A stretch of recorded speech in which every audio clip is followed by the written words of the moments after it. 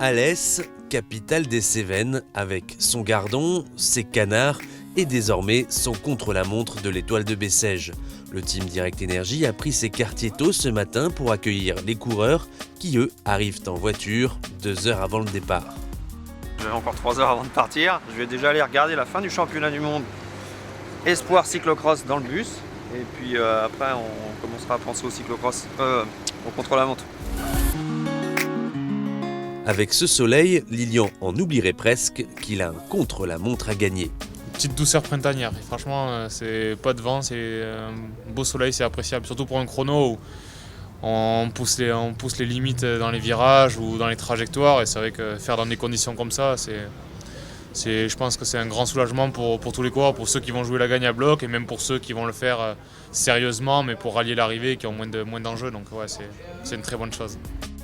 10,7 km où chaque seconde a son importance. Si Thomas Bouda est deuxième au général, à seulement 8 secondes du premier, ils sont plusieurs de l'équipe à pouvoir espérer une victoire au classement général. Explication avec Benoît Genozo. Bon, la contre-la-montre, c'est un effort très spécifique pour les spécialistes. Donc, Thomas, c'est un bon coureur pour les courts contre-la-montre, mais pas avec une arrivée au sommet comme aujourd'hui. Si le parcours avait fait 8 km et était tout plat, Thomas avait de réelles chances de pouvoir remporter le classement général en étant bien placé en deuxième position. Sur un parcours comme celui-là, avec une arrivée au sommet, ça va être compliqué pour lui. On va retrouver nos coureurs spécialistes de l'effort solitaire, que sont Sylvain Chavanel, bien sûr, et Lilian Calmejean. Sylvain Chavanel, 7 fois champion de France, dont 6 fois au contre-la-montre, a en effet toutes ses chances avec un parcours qui lui correspond bien. J'ai pas trop roulé avec le vélo de chrono cet hiver, mais là je suis monté dessus, j'ai un bon feeling, donc j'espère que maintenant ça va me permettre de faire un beau résultat tout à l'heure. Et pour motiver les jaunes et noirs, ouais, c'est la collation. Ronny a son astuce. L'année dernière, j'avais mangé une petite part avant le chrono. Ah ouais, eh ben faut faire pareil. Hein. Ouais, faut faire pareil. Ah ouais. Voir à quoi il ressemble. Tu sais que si dans la montée, tu penses à la pizza. Oui, c'est le repas là, après le chrono. Ils vont manger une petite pizza, margarita. Ça va leur faire du bien après 5 jours de course. Un petit plaisir.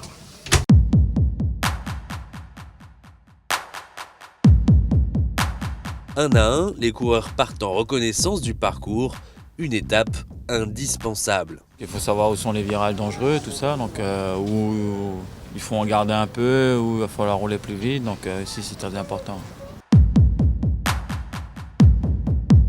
Dans la voiture du directeur sportif qui suit Sylvain Chavanel, un nouveau mécanicien a pris place. Ouais, après le chrono, du coup, comme je suis parti dans les premiers, les mécanos ils sont restés auprès du bus et du coup c'est toujours plaisant de suivre Sylvain, donc tant qu'à faire, autant faire le mécano. J'ai jamais eu à dépanner de coureurs, donc j'espère que ce sera pas aujourd'hui. C'est parfait comme ça la cadence, hein. Tu prends des grandes inspirations, tu lâches pas la moto des yeux devant toi. Hein. Allez Sylvain. Allez, t'as un gros kilomètre jusqu'au prochain rond-point là, 1 km. Allez, tu lâches pas la moto des yeux, la cadence c'est parfait. Allez. Sylvain Chavanel réalise le 3e meilleur temps de ce contre-la-montre à 21 secondes de Tony Galopin, le vainqueur. Lilian, lui, est 5e et Jonathan Hiver, 6e.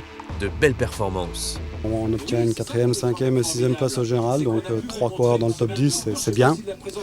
Et voilà, je pense qu'on a fait une bonne étoile de Bessèges avec 2 places de 2 de Thomas Bouda. Voilà, je pense que ce qui a manqué sur cette étoile de Bessèges, peut-être une étape un peu plus difficile, parce qu'on est arrivé à cette dernière journée contre la montre où tous les coureurs étaient frais, quoi. Voilà, maintenant c'est la course, hein, c'est comme ça, mais l'équipe est en forme et je pense que c'est de bon augure pour le Tour de Provence la semaine prochaine.